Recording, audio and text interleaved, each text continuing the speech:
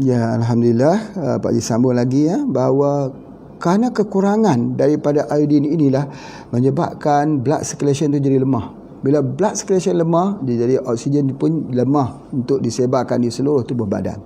Kadang-kadang kita tak pernah menyangka bahawa ada anak-anak yang dikandung, yang hamil, orang hamil itu anaknya mati. Salah satunya ialah kerana kekurangan daripada iodin ini. Kerana kekurangan iodin ini, dia menyebabkan maka aliran daripada oksigen itu tidak sampai dan menyebabkan terjadinya gangguan kepada anak yang di dalam yang dihamil itu. Itu adalah di antaranya. Kemudian satu lagi iaitu orang tu dia cepat sejuk.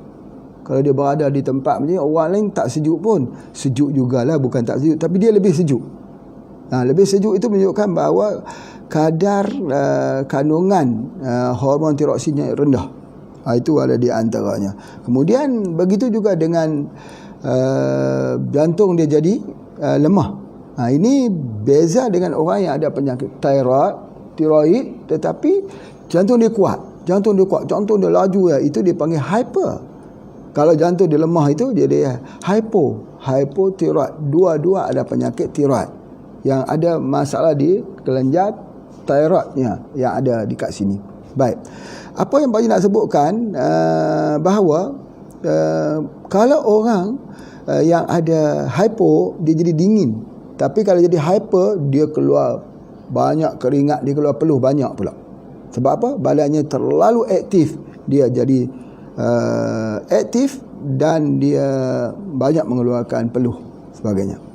Sebab tu kalau hypo, dia cenderung untuk menjadi gemuk. Tetapi kalau hyper ni dia makan banyak pun dia tak gemuk-gemuk. Sebab tu kalau kita tengok orang tu, kenapa dia makan banyak ni tak gemuk-gemuk, kita kena makan banyak, dia makan sebab dia perlukan makanan yang banyak. Orang yang ada hyper ni dia perlu makanan yang banyak sebab dia akan habiskan, dia akan memproses ya untuk menghasilkan dia punya energi. Itu adalah antaranya. Kemudian seterusnya kita selalu lihat ya bahawa ada bengkak dekat sini ya. Bengkak-bengkak itu ialah antaranya yang disebut sebagai hypo ya. Baik. Keperluan yang kita perlu sehari ini, yang kita perlu ialah sebanyak 150 mikrogram saja iodin. Jadi oleh sebab itu maka pemilihannya mesti pemilihan yang betul lah sebagainya. Okey, juga Pak Haji nak ceritakan sikit lagi ya tentang aloe vera ini. Dia juga baik untuk kardiovaskular, untuk sakit jantung. Sebab itu kalau kita tengok orang yang ada thyroid ni, kalau kita minta dia hulur tangan gitu, dia bergetar di ujung tu. Getar di ujung itu sebab apa? Sebab jantung dia kuat. Sebab apa dia bergetar itu? Sebab kerana masalah hyperthyroid. Kalau kita pegang dia dekat bahagian nadi dia, ini bagi mereka yang belajar ya, pegang kat nadi, kita cari tak jumpa nadi ni. Tetapi orang tu hidup lagi. Patutnya dia tak nampak, dia dah mati dah. Ini hidup lagi. Cari mana nadi kamu ni? Cari tak jumpa. Sebab apa? Nadi dia sangat-sangat perlahan. Ini namanya hypothyroid. Itu di antaranya. Kemudian kita lihat bahawa kerana dia ini ada kaitan dengan bahagian jantung. Ya, kalau dah lebih dia jadi cepat. Kalau dia kurang, dia jadi lambat pula.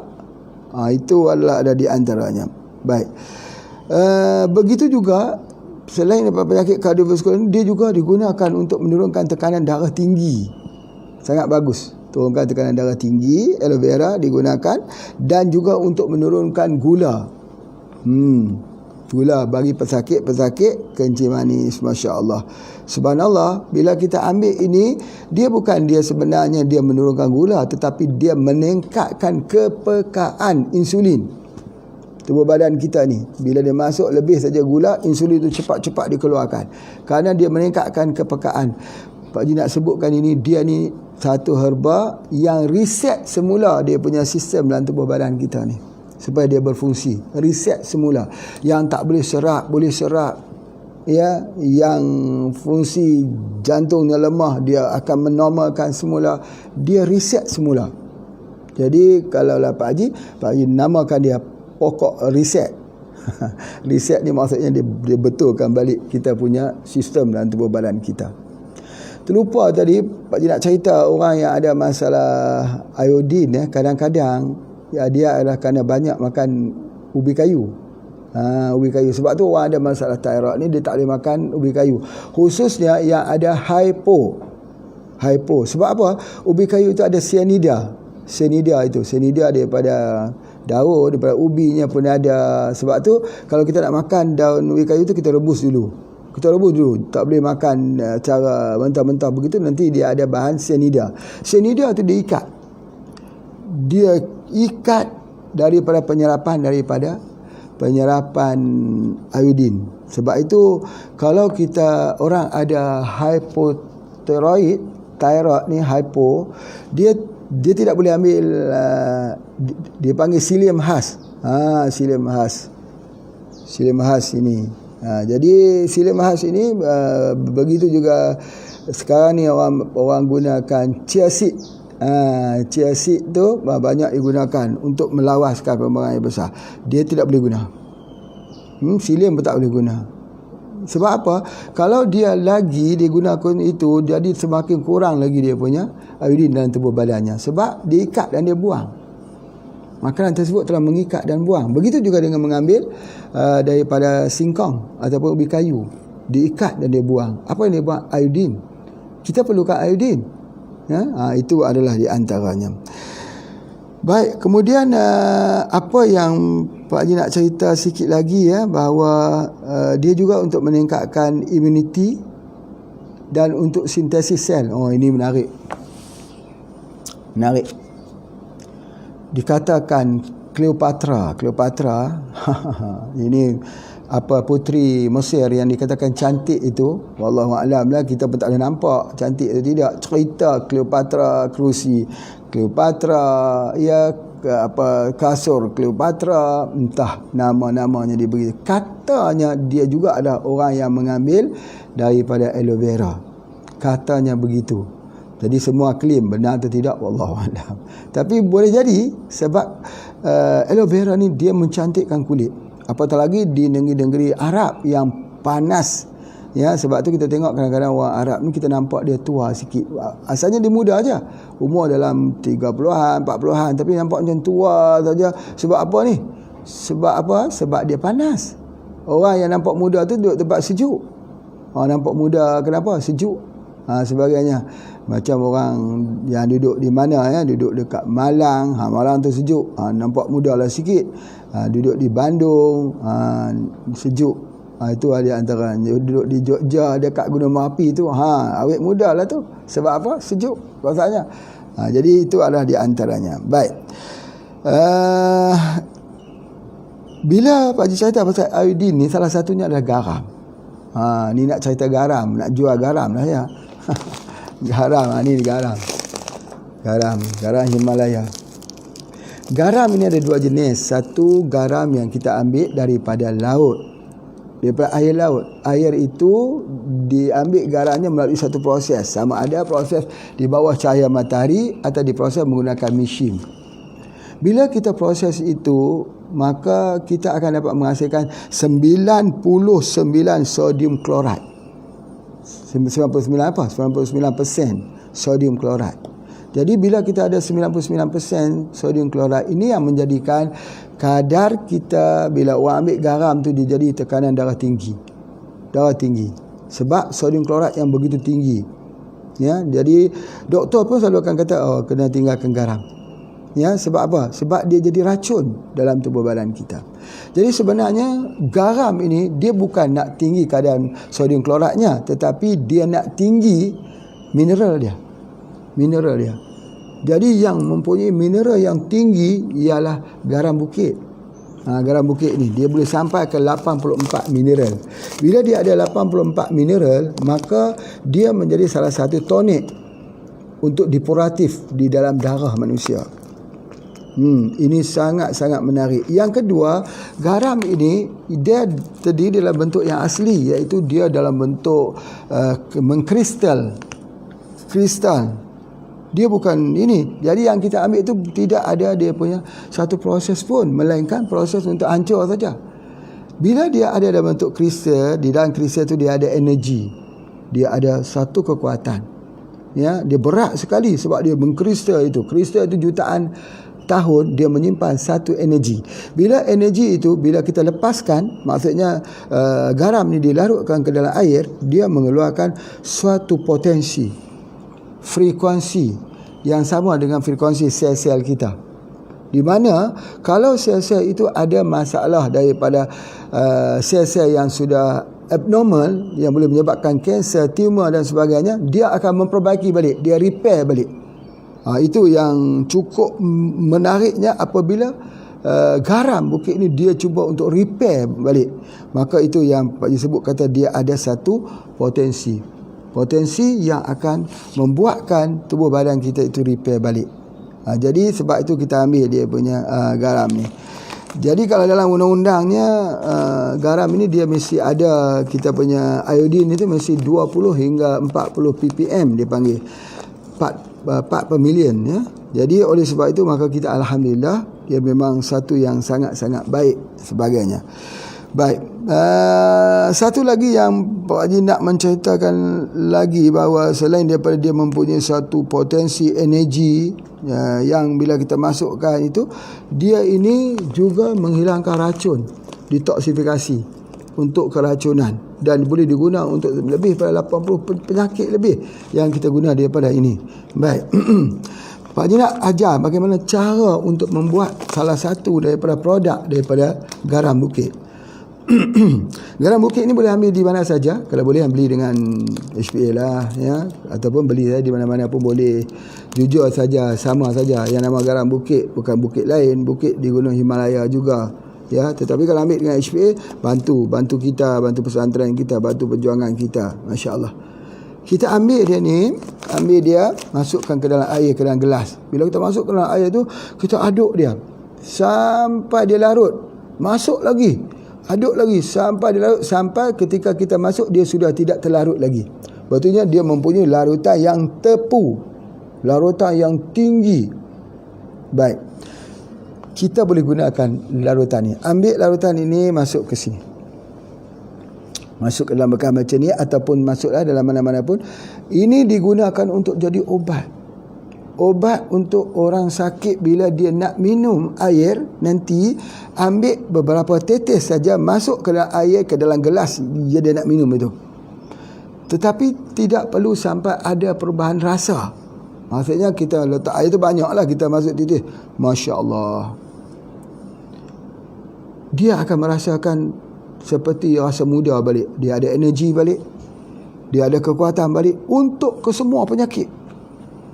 Bolehkah bagi pada orang yang ada darah tinggi? Boleh. Ini adalah salah satu daripada terapi sunnah Nabi SAW, iaitu garam. Yang ni yang Pak Haji nak fokuskan supaya ke semua orang faham. Pak Haji ulangi balik, iaitu kita membuat larutan garam. Buat larutan garam sampai masuk garam dalam air, sampai dia sudah tidak larut lagi.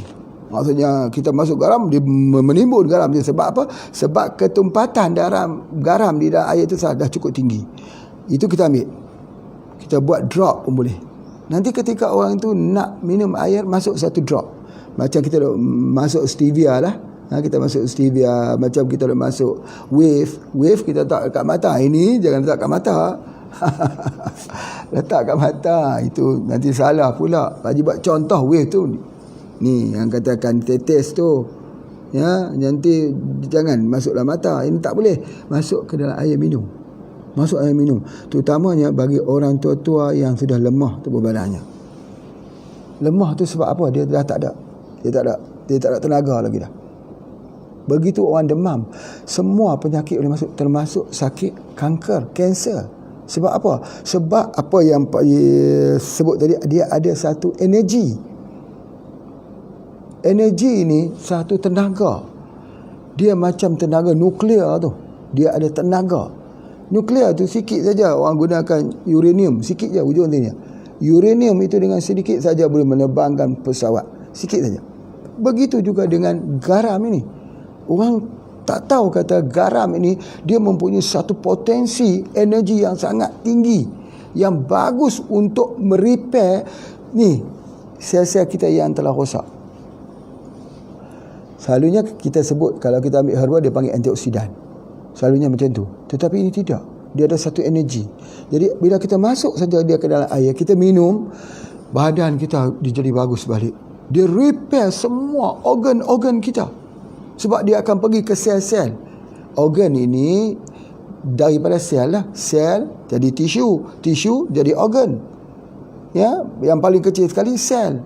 Dia baiki di sel itu, maka organ jadi elok. Subhanallah.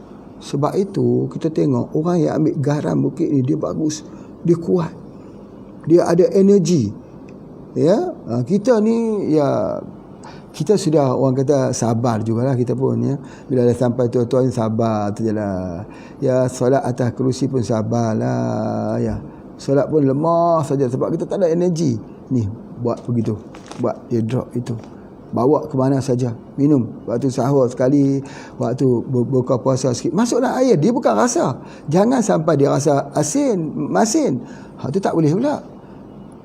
Perantaraannya dia tak rasa apa-apa. Maka air ni kita menamakan air potensi ataupun air energi. Jadi itu adalah antaranya yang boleh kita menggunakannya. Dan apa yang Pak Haji nak sebutkan ialah kepentingan garam ini. Ya, kepentingan garam, ya, selain pada memang Syifri nak jual garam, tetapi kepentingan garam beli di mana pun tak mengapa, jujur saja. Jadi kepentingan garam ni sangat penting dalam hidup kita.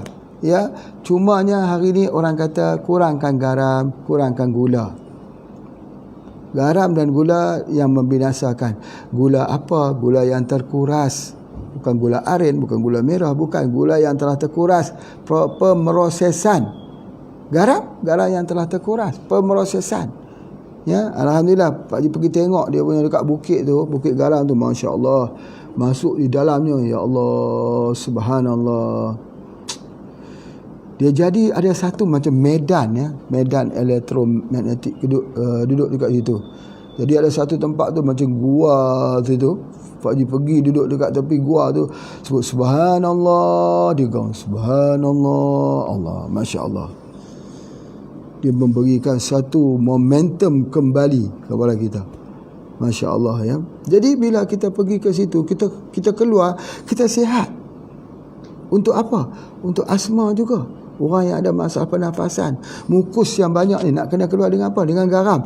Dia tak boleh guna garam biasa, dia kena guna garam bukit.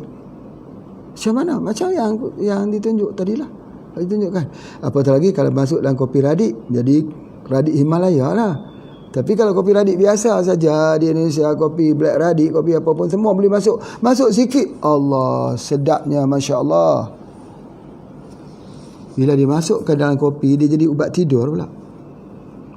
Ubat untuk hilangkan kepanasan badan. Jadi kita nak bagi orang itu boleh tidur waktu malam, bagi dia garam. Sebab garam itu memegang air dalam tubuh badan kita. Bila dia pegang air, dia tak jadi kering, dehydration. Kita ni kadang-kadang dia sakit pinggang, sakit bahagian kepala. Selepas minum kopi, sakit kepala, sakit pinggang. Sebab apa? Sebab bila kita minum tu banyak kencing. Bila dah banyak kencing itu kekurangan air di kepala, kekurangan air dalam tubuh badan. Jadi tubuh badan ambil air otak, sakit kepala, banyak kencing. Atau dia ambil kat pinggang, sakit pinggang. Jadi banyak je orang kata, saya tak boleh makan, tak boleh minum kopi radik pasal sakit pinggang. Banyak kencing, bukan sakit pinggang. Airnya kurang. Macam mana? Masuk sikit garam. Begitu juga orang sebut apa, saya minum kopi tak boleh tidur pasal banyak kencing. Banyak kencing tu dehydration, panas dalam badannya. Cuba masuk garam sikit, lena lah tidur. Jadi sebab itu gula itu dia menjagakan manusia, garam itu menidurkan manusia. Jadi Allah bagi, jadi sifat dia ada langit, ada bumi. Ada masin, ada manis. Ada siang, ada malam. Siang untuk tidur, malam untuk berjaga.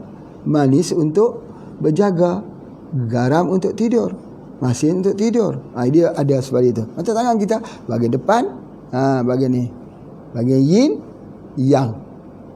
Yin dan yang, panas dan dingin. Itulah keseimbangan hidup di dunia ni. Bergantian, susah dan senang. Tapi yang penting, susah dan senang kita bersama. Pak Abid. Okey, baik. Apa lagi yang Pak Haji nak sebutkan? Baik, jika kita ada masalah kekurangan iodin, ya masya-Allah ya, kita dah boleh ada solusinya. Selain daripada itu ada yogurt boleh juga ya, telur juga boleh kita ambil, atau seaweed, makanan rumput laut itu pun bagus, boleh juga kita ambil, ataupun kita ada iodin khas yang boleh kita ambil.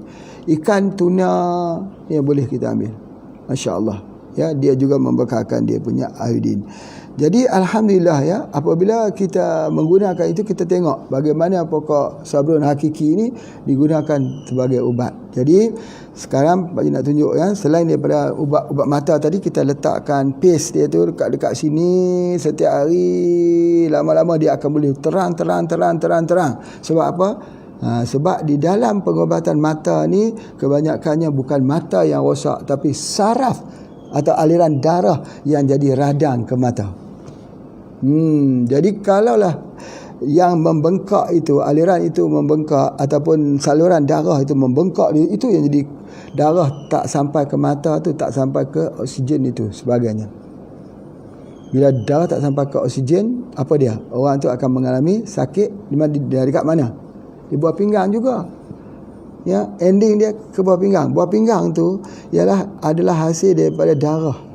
Hasil daripada darah yang tak sihat, maka menyebabkan kerosakan di buah pinggang. Boleh jadi dia ada masalah kencing manis.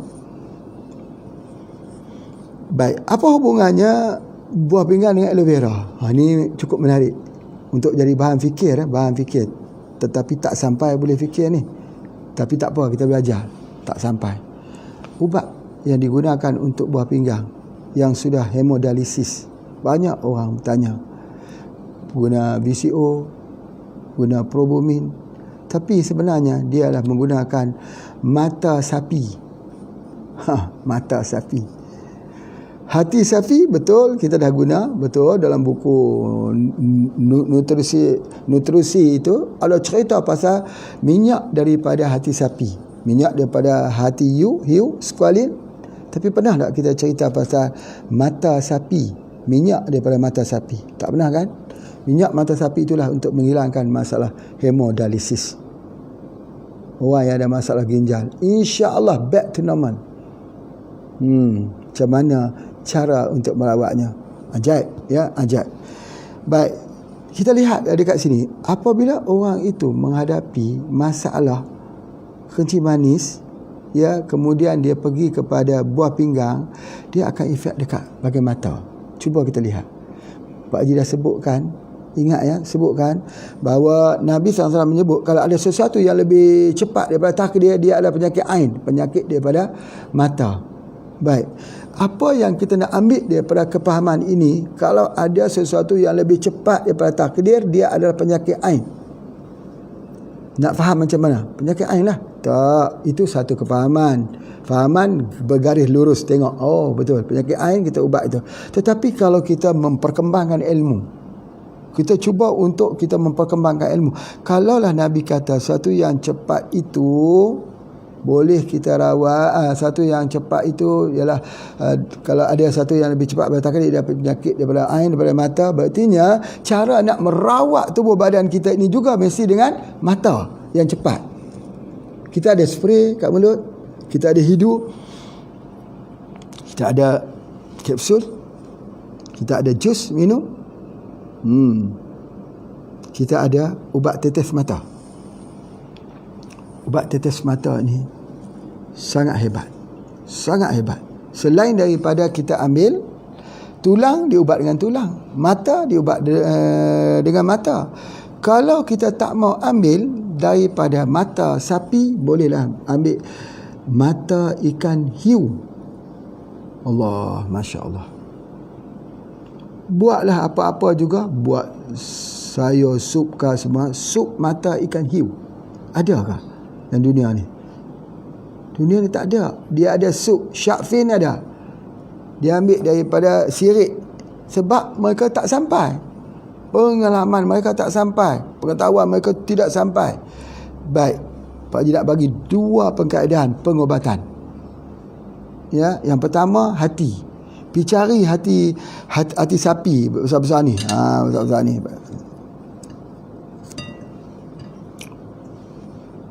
layar di api sampai dia masak. Makan ni selama 40 hari. Potong kecil-kecil macam tu, makan dengan nasi. 40 hari. Allah sihatkan balik mata kita. Allah terangkan balik kita punya penglihatan. Kalau mata ni baik, hati dia baik. Allah ditokkan racun semua dekat hati. Tubuh badan kita jadi segar. Sama seperti kita mandi dengan daun pokok janda bahagia tu. Itu dia, sama juga dia punya konsep dia. Hati. Macam mana dengan mata pula? Mata pun macam tu juga. Mata tu, tapi mata tu kita boleh buat sup, boleh buat apa juga. Kita ambil daripada mata ikan hiu. Ya, mata ikan hiu, ataupun betul orang ambil squalene itu, dia baik untuk bagi mata. Tetapi kalau sudah kena penyakit kencing manis sampai rosak ginjal tu, dia kena guna mata betul. Mata apa? Mata sapi. Ada tak orang yang boleh proses mata sapi buat satu menu yang paling enak? Ada tak? Banyak orang boleh buat. Ada tak orang makan mata sapi ni? Ada atau tidak? Ada. Jadi oleh sebab itu, okey, baik. Bahagian itu ialah bahagian yang paling baik. Jadi kalau kita ambil itu, dia bagus untuk dua. Bagus untuk dua. Yang pertama, dia bagus untuk mata. Yang kedua, dia bagus untuk ginjal. Buah pinggang rosak, hemodialisis. Macam mana dia? Mata sapi. Sebab tu ada pengobatan-pengobatan yang berlaku di seluruh dunia ni, mereka menggunakan mata sapi. Masya Allah. Allah saja yang menjadikan ini sebagai satu daripada pengobatan. Ya. Itu di antaranya. Baik. Cumanya yang ada dekat kita ialah wave. Wave itu juga mengubat melalui bahagian mata. Tetapi itu bukan untuk lihat, untuk tujuan penglihatan, tetapi adalah untuk masalah ginjal dan juga masalah hati. Wave itu digunakan untuk ginjal dan hati. Jadi sebab itu, kenapa kalau orang stroke kita gunakan wave? Ya, sebab dia itu juga ada efek kepada otak. Ya, kepada otak, kepada ginjal, hati, dan juga dia pergi ke jantung. Masya Allah. Jadi satu kaedah yang diperkenalkan oleh HPA, tidak melalui makan, hanya tetes di mata saja, untuk ginjal, untuk jantung, untuk otak dan untuk liver. Terbaik. Tetes saja dekat bahagian mata itu. Tetapi kita kena kerap kita tetes, iaitu kita tetes sebelum kita tidur malam, tetes dan juga pada waktu-waktu yang lain juga kita tetes. Mungkin bagi ada setengah-setengah bila dia gunakan wave itu, dia jadi pusing sikit, dia jadi macam begitu. Itu adalah kerana menunjukkan bahawa banyak jaringan salur darah di bahagian kepalanya yang rosak. Ya, jadi menyebabkan bila salur darah itu rosak, bila dia ambil itu, dia jadi macam pusing sikit. Dan bila kita ambil ini, menyebabkan jantung kita dia akan bekerja back to normal. Kalau jantung itu terlalu kuat, kuat itu, dia akan back to normal. Kalau jantung itu kuat, dia jadi lemah. Tu barang kita lemah. Subhanallah. Kemudian kalau hati kita galau, hati kita tidak gembira, titis. Subhanallah. Begitu juga kalau kita punya ada permasalahan di ginjal kita, kencing kita berbuih, titis. Pengobatan menjadi semakin menarik. Seperti mana yang telah Pak Haji sampaikan, salah satu daripada ubat untuk hilangkan masalah galau, gila, mental disorder, anxiety, masalahnya ialah hati kerbau. Lagi menarik. Hati kerbau. Ya, hati kerbau. Apa yang ada kepada hati kerbau yang boleh menyebabkan dia mengubat begitu? Ini kita cuba dulu. Hati apa lagi kita ambil? Hati hempedu. Hempedu apa? Hempedu kambing. Hempedu apa? Landak. Hempedu beruang. Hempedu beruang jangan makan lah. Ya, beruang dah habis dan sebagainya. Ya, nak pergi tangkap beruang satu hal lagi. Jangan guna. Beruang itu kita tak boleh makan. Kita tinggalkan. Kita ambil empedu landak. Landak pun dah habis dah. Ambil empedu, kambing lah yang banyak. Kambing yang makan rumput. Bukan kambing yang kita ternak tu. Bukan kambing yang dimakan dengan makanan-makanan yang dibuat. Makanan rumput yang makan rumput. Kambing yang hidup di di atas gunung, itu adalah lebih baik kita ambilnya. Baik, sekarang kita sudah lihat ya bahawa terdapat banyak material medikal, bahan-bahan obat yang daripada haiwan. Banyak sekali kan. Kalau orang itu patah kaki kambing, buat sup, bagi minum supaya dia tidak jadi pendek. Kan itu banyak ilmu itu. Jadi kaki, tulang dengan tulang, ya, hati dengan hati, mata dengan mata. Mata apa? Ya, mata apa? Mata sapi. Bagus. Kalau mata kambing boleh juga, tapi tak kuat. Kalau mata ikan boleh juga, ikan hiu boleh kita gunakan. Bagus sekali mata ikan juga, tapi yang paling baik ialah mata sapi. Yang kita selalu makan telur mata sapi adalah telur mata sapi itu bukan, itu telur ayam, telur itik itu bukan, itu telur mata sapi, bukan yang tu. Mata sapi, mata kerbau. Mata kerbau pula, mata lembu. Lembu, pi tengok lembu tu, tengok lembu. Pi duduk depan lembu, kita tengok dia, dia tengok kita. Tengok dia. Dia renung kita tu, kita pun renung dia. Siap dah tu. Sebagainya. Jangan pakai baju warna merah kalau jumpa dengan sapi. Pasal apa? Kenapa? Ada yang boleh menjawabnya? Kalau nak tahu jawapannya, kena ikut kuliah lagi pada esok hari. Kenapa sapi marah dengan orang yang memakai baju warna merah? Terima kasih banyak yang beri perhatian, yang beri perhatian nak kuliah pagi ni. Pada semua ya, selamat berpuasa ya, teruskan berpuasa. Nanti kita akan menikmati hari raya yang sangat indah pada tahun ini. Nanti Pak Haji akan hadiahkan lagu hari raya hari ini kepada kita semua. Boleh? Hari raya. Selamat hari raya. Maaf saya batin. Assalamualaikum warahmatullahi wabarakatuh.